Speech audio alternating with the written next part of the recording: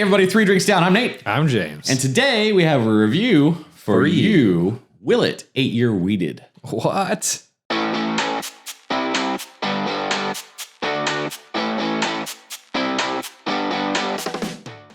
right, everyone, just wanted to pop in here real quick. We want to apologize up front. We had a snafu with the autofocus on this video. However, we feel strongly enough that we want to put it out and cannot recreate it by just simply doing the video over again. So please bear with us on this one. We promise it'll be worth it, and we're going to do something this week to partially make up for that.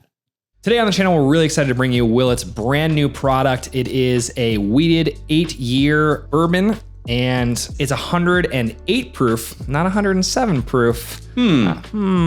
Interesting.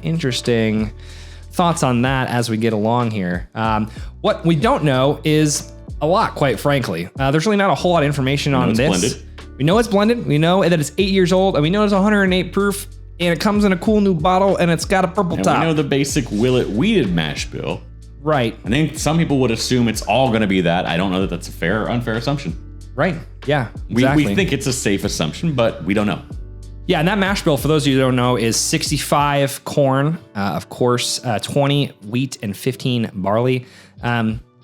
Again, we don't know. Another thing that is rumored is that this will be a pretty normal release as far as we understand. But again, that remains to be seen. Yeah, it kind of makes me think maybe does it become something like Old Fitzgerald? That guy. Yeah, right. You know, more like that, where they're putting out some seasonal, like 2 or 3 a year, and then different ages as their stock ages. Who knows? But not bottled in bond, so they're certainly not held to those standards, so they can do whatever they want at any point in time. They do what they want. They do what they want. Yeah. Exactly. It is interesting to me that this is the first blended purple top that I know of as well. Again, and one that can be found in stores, not just either private picks or at the gift shop. Right. So pretty interesting stuff here. Willett's trying to break into a market of really hype wheated products. You know, I think you guys know all of them. We would really love it if you would hit the like button on this video. Yeah. Maybe if you're not subscribed, go ahead and subscribe and hit that notification bell. But please leave comments. We love comments. And type up here, because it's so better when your comments you're typing up here. Honestly, if you can send us pictures or video of you typing up here, that would be sweet. That would be dope. Yeah. That might be even Gucci. Could be. Could even be Gucci or Michael Kors. Who knows? Who knows? All right, let's get into this. Let's get into this. All right. Oh, make sure you swirl and we'll look at the same time. Beautiful color. You know, nice little amber, not super dark. I mean, as you can assume with a 108 product is diluted somewhat. Don't know the entry proof of these either. So no, my guess suspicion would be it's higher than the 108 finish proof.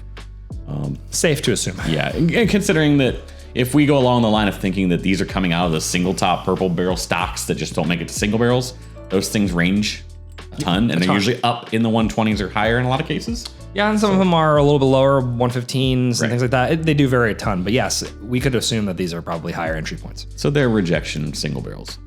Don't quote me on that. Smells pretty good. That's enjoyable.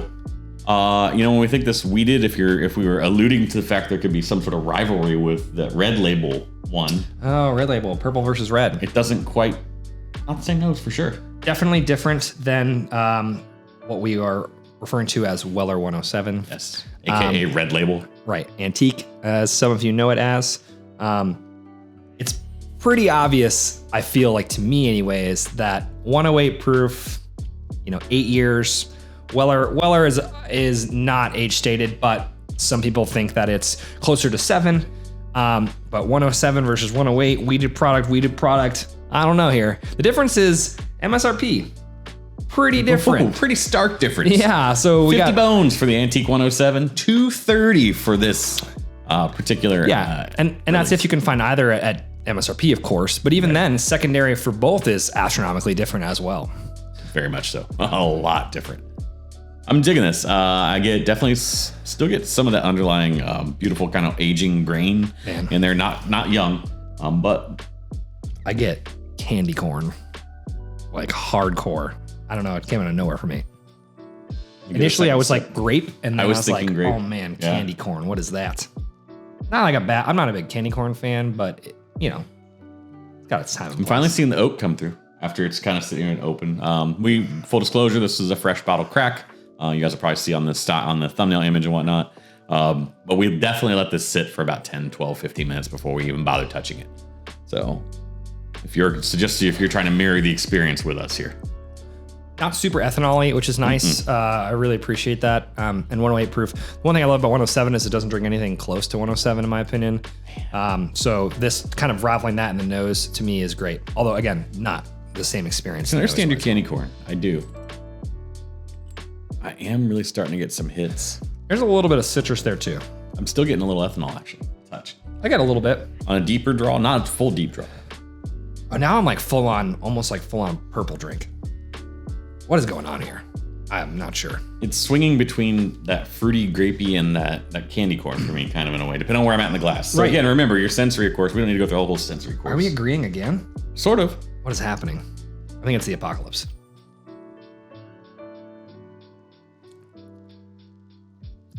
Much different. Yeah, this is like a completely different product from nose to taste, for sure. I'm not mad about it. No. But what I thought I started to come through the ethanol, and I was interested about this because the red label thing we talked about Right. has a big cinnamon profile. Right. I'm getting some spice and it lends a little bit cinnamony. I agree. Not a lot. No, definitely some cinnamon quality here. And big caramel for me. Definitely sweet, which is nice. It feels nice. Not like huge, but nice. So far, we're about 30 seconds in. We've been talking. I would like a more pronounced finish. Maybe a second sip will bring that forward. It's still there a little bit for me, which is nice, but the flavor has changed. I get a little bit of cotton candy, a little bit of grape. I'm going second sip. I just want to get this coated and get that, and then get that whole smelling experience again. Caramel came back for me. Now it's like caramel corn, though. Yeah, Absolutely. And I still get a plume of cinnamon. What I'm a little disappointed is, aside from a little bit on the sides of my middle of my tongue, I'm not getting a lot of oak. No, the oak is not super prominent. It is what lingers on the sides of my tongue, but it's not. I would like a little more out of it, I think. And I'm not saying I'm super disappointed because the rest of the flavors are very nice. Yeah, it's nice. It's definitely a nice product. Oh, go back. Whoa. Okay. Yeah. Well, I'm glad that we did this because this is, again, now entirely different. And that's the tough part is we try to bring you guys like things in a smaller condensed format, but I think what I will do at some point this week is sit back with this bottle and an ounce for like an hour. Right. Just sit and think on it. Yeah. And we probably could expand the horizon of how long we shoot, and because it's clearly we edit and cut in and we take some time here and there, but the starting point on this one, I am not unhappy with whatsoever. I'm actually fairly pleased with it. There is a graininess to this that I'm surprised to get. And it's not like cornmeal or anything like that, but it is. It's not young either. No. But it's definitely like, I keep going back to a horrible example, but if you've had this, you understand what I mean. Cream of Kentucky, the bourbon, is just grainy. It's like you took wheat and hay and everything out of the field. And that's really young, right? It's not super young. Right. It's at least a 5 year. So it's not like it's like below, 4 year. Right. This is nowhere near that quality, but this is nowhere near that intensity, but there's that quality to it where like I still taste a little bit of that wheat in there. Yeah, for sure. It's definitely, which is interesting. If it is 20% nose in particular, wheat, right, only on the nose, then it's crazy how much that comes through, especially with the age statement on this product as well. It swings for me. That candy corn thing is kind of there still, but not as prominent for me. I definitely feel like it's now starting to be dominated by that graininess, which is weird. And when the graininess comes back, the grapiness comes back. Yeah, agreed. It's like you took like wheat toast with your grapes smashed in between it. Wheat. I don't know why you would do that, but this is enjoyable. This has been a fun experience. Let's compare. But we were talking about this red label thing. Let's bring this guy in and see what's going to happen here. So this is not a fresh crack. This has been opened, but pretty recently. So hopefully it's hand down. Drops on the floor. All right, so we're about the same level here. Harden the glassware. I think I tried to clean it as best I could. And yes, it's not just ours. Man, I gotta say these look really similar. If you were to hand them to me just on color, yeah. I'm turning so I can see the lights over here, folks. Yeah, I agree. They look really similar, guys. Okay, big grape. Big, huge grape. Yeah? This is like literally grape soda. Grape soda. It's grape soda. This is the 107 in this hand. Oh my goodness. 107 is grape soda. What is going on? All right, I gotta clear. I'm gonna pick a neutral spot on my body. I'm gonna put my Willett over here for a minute. Okay, dude. Okay, side by side, these are a lot. It's like if you took the grape quality from the Willett, right, and you amplified it by 5, that is 107. Hold on. So come 107 to Willett, and I get a slight nuttiness on the Willett. Yeah. What nut? I'm gonna lean towards like a peanut skin. Oh, that's very specific. Very well. I actually had that in my mind, so I was like, all right, that's where I'm going with it. Fair enough. Which is wild because I got just the Willett alone, got no peanut whatsoever. So if again, I should probably clear my nasal passage and come back instead of going straight back and forth. But big grape on the 107. I've never had 107 be that big grape. Crazy. I agree. I've never been like, sit down with 107 and be like, wow, man, I really like grape soda. Yeah. Because this is what it is. Yeah. That's nuts. And grape soda takes me back to like when I was a kid and we would go to the pool because at the vending machine, Oh, you yeah. could get sun-kissed or whatever. Was it Welch's grape? Yeah, That's right. exactly what it is too. Like, oh my God. All right, I'm going in. you going into what are you on? 107? I'm on 107 still, right. yeah. Still grape. Still really grape. Your bottle is the most grape forward I've tasted. That's wild. That is super wild. I mean, in fact, to the point where you usually associate cinnamon with 107, a lot of people do. It's barely there. I don't get it at all. At all, especially compared There's to a perception of a spice, and I'm going to Especially- say it's cinnamon. Yeah, I need to clear a little. Yeah, this is really interesting. This might have turned into a fight. I don't know. It was not intended It to be was that not. way. We were just hoping to bring 107 in to compare, but my goodness, now I feel like I have It to. might have turned into. I think I'm going to AB it. So that's how I'm going to go from here. All right, so we decided this is going to happen. So apparently, these two guys, which James pointed out earlier too. Sorry, James, I'm going to jump in the shot here. The bottle, they look pretty similar. Imagine that. I don't think that's by accident. No, I definitely think that Willett knew what they were doing. I love the fact that they went 1 proof higher just to be like, it isn't 107, but We're 108. Right, yeah. We're Maybe- one better. Maybe it's a statement. We're better, you know? There should be a whole Terrence and Phillip episode about that. Yeah. Hilarious. All right, so we're going to go ahead and go nose on A and then pause and then nose on B. And pause. A is 107, just so you guys know, and Yep. B is Willett's. Just for fairness, we didn't have anyone come and blend this. I didn't have wife Sarah come in and flip them around. Right, so not a blind necessarily, yeah. but maybe we'll blind it later on a short or something. yeah. Yeah.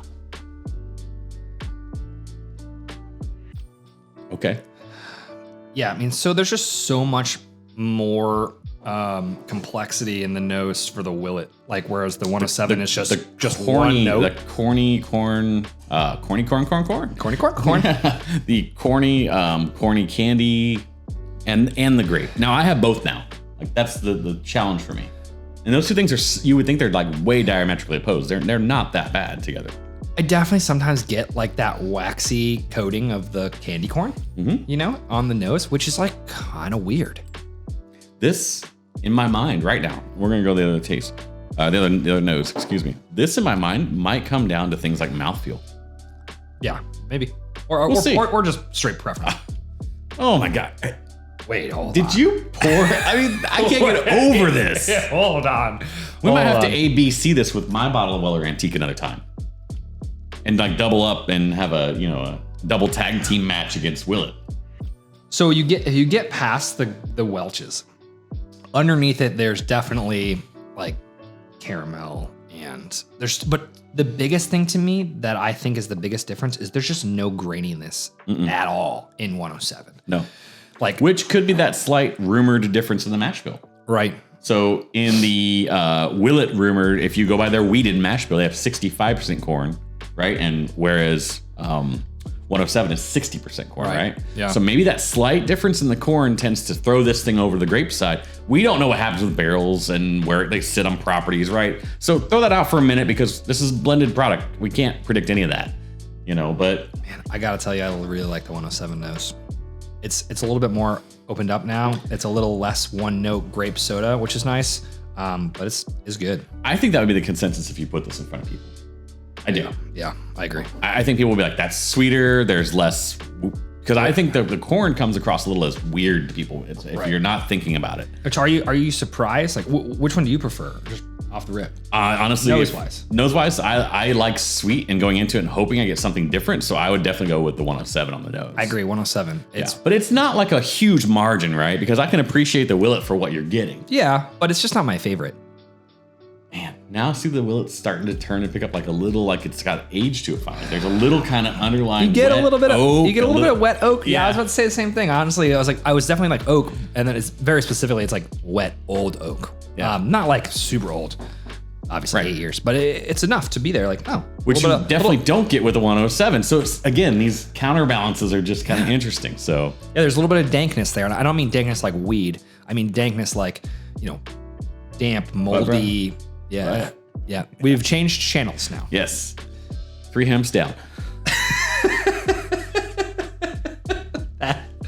That would be a terrible channel. It'd be like by the second one, it'd be like, all right, guys, this one. Yeah, we're not those kind of connoisseurs. All right, do you want to go through the tasting? Let's do this. The tasting? So, Will Willett. it?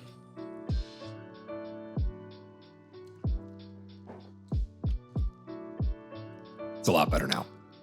I'm not gonna lie with you. It's a lot That better. comes together beautifully. Yeah, that's really good. I get the underlying oak after I hit a grape. Where was this? Some caramel. This is so different.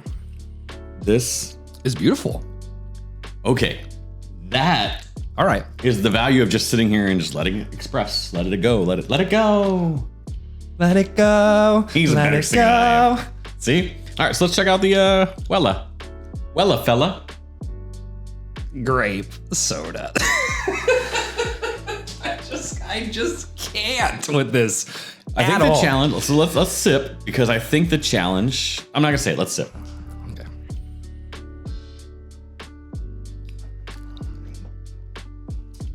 This isn't really nice too. I don't know. So I that confirmed what I was gonna say, and I'm glad we took another sip.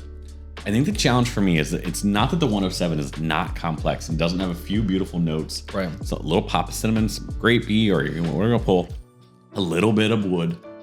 It's that the Willett, when it opens up, really starts to say, "Hey, I'm pretty complex." Right. I think whatever it is, that difference, obviously, the aging, the rick house, that blend, that 1 extra year, that 1 extra proof might be doing enough. Well, I'm sensing. I feel like the cinnamon's coming out on your Weller. I still get grape, like a ton of grape. Definitely there. No, grape is primary. Not trying to say that. I feel like I'm getting some back late cinnamon. Right. It's not heat. It's definitely cinnamon. Let me go back to it. With that in mind. Oh my God, dude. And sometimes, and it's bad, sometimes it comes across like Robitussin. Not good. But sometimes it comes like grape soda. I mean, kind of similar, right? Man, interesting. I actually never thought I'd like grape and cinnamon together, but they're not bad. Oh yeah, okay, I got what you're saying. Because it's not alcohol on the back of your palate. No, my favorite part about 107 is it does not like drink like the proof at all. No. Not that 107 is a high proof, but it's like, I've had some hundreds that are hotter than this. All right, so we have to get to the meat of this. We have to come down to purchase, pour, or pass. So you went first last time, I believe. Yeah, Okay, up. You're up. I'm up. I did happen to purchase this. I would tell you that off the first rip and giving it its paces, if you have a chance to buy a bottle of this at retail, go for it. If you love Willett, let me preface that by saying if you love Willett products, absolutely go for it. If you're not a huge Willett fan and you want the experience, I'm moving this to the pour category for you. So at the end of the day, what I will tell you is, I've told you 2 different things. I'm landing on pour. Go to a bar, find a friend, get a pour of it, and then decide. And don't just take your pour and piggy it down in 30 seconds. Sit there with it for 20 minutes, 30 minutes. Decide if you like it. What do you think? Yeah, I'm 100% with you. I think for the value, it's a hard bargain. $230 MSRP for something like this when this 107 is, available. Again, we're comparing MSRPs here, but even secondaries, I'm still probably more in on 107 than this. But it's a good, interesting, complex pour as it opens up. I would definitely say go to pour. And if you really enjoy it, go after it, go get it. Because again, we don't necessarily know if this is going to be an annual product or more than that. So this could be a one-time thing. We have no idea. So now that we went through purchase, pass, or pour, I bet you're wondering which of these two actually won in our minds. I can tell you, for me personally, it really comes down to, if we're talking MSRP or secondary, I have to go with 107 just because it's so much less and should be more readily available at this current time. But if we're just stacking them up against each other, it's almost a toss-up. I think it depends on my mood and my preference. Like right now, I'm gonna say the Willett. Once it opened up, more complex, a bit more beautiful, but both are great in their own right. What about you, Nate? I'm going to tell you almost the exact same. Price point on these, if you find them at SRP, $50 and $230.